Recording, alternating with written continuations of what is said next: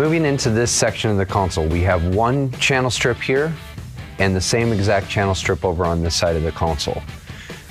What this is the controls for those input channels. At the top, we have the channel safes that we can engage per channel. Right beneath that, we have high pass and low pass filtering. Turn them on to engage, and then we can see that follows in the GUI as well. On this side of it is our other gain stage, so this can either be controlling our analog head amp gain or our digital trim via what we have selected in the gain swap.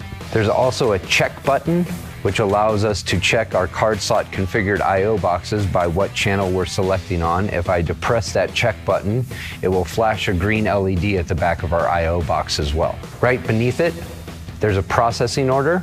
We can switch our processing order of the channel strip to go from EQ insert dynamic, or by default, dynamic insert EQ.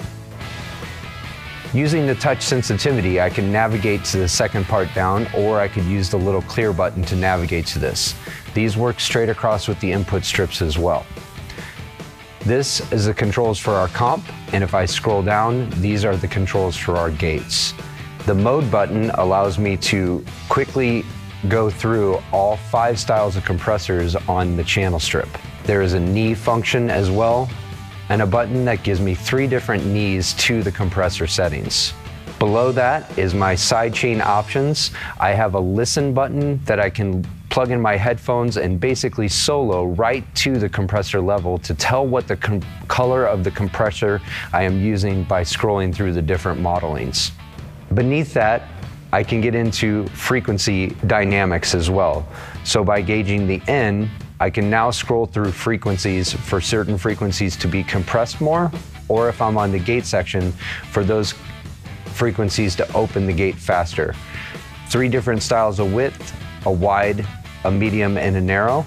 That's where the key listen button is, so I can solo at the dynamic level to either listen directly to what the gate is doing or directly to what the dynamic is doing without soloing the entire channel to listen. This is the parametric EQ section of the console.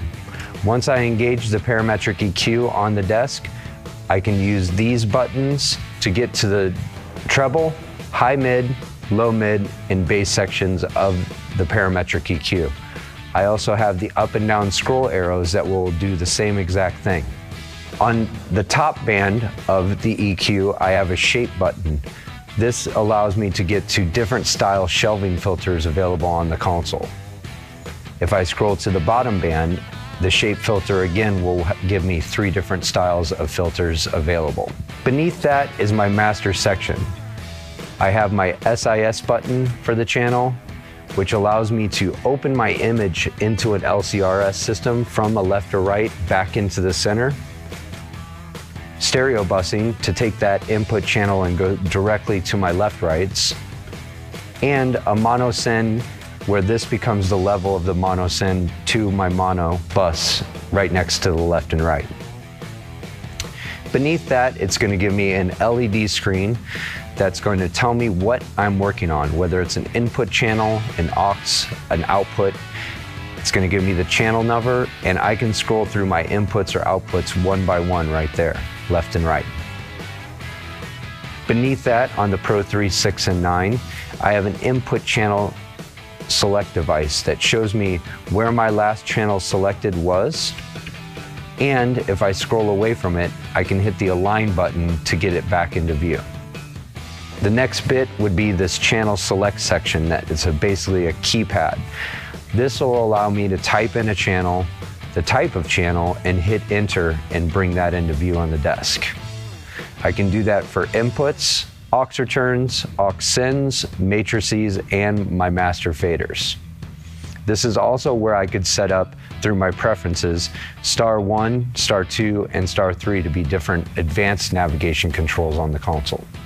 To the right of the input channel strip, you have your knob contributions to all your auxes and matrices. It's going to give you the knob for the contribution level to the aux or matrice you're on, and an on and a pre button right next to that. At the bottom of the channel strip, for the aux contributions or matrix C contributions, you have this little LCD that's going to read out 1 through 8. If I scroll by 8 down, 9 through 16. Then it'll change in the screen reading matrix C 1 through 8, and then 9 through 16. I can also scroll by 1 on the other side that will illuminate the knob that I want to go to work on. So matrix 14, illuminated, on, pre, up. Thank you for watching our videos. Make sure you check them all out. I'm Kyle with MIDAS. Thank you for watching Music Group TV.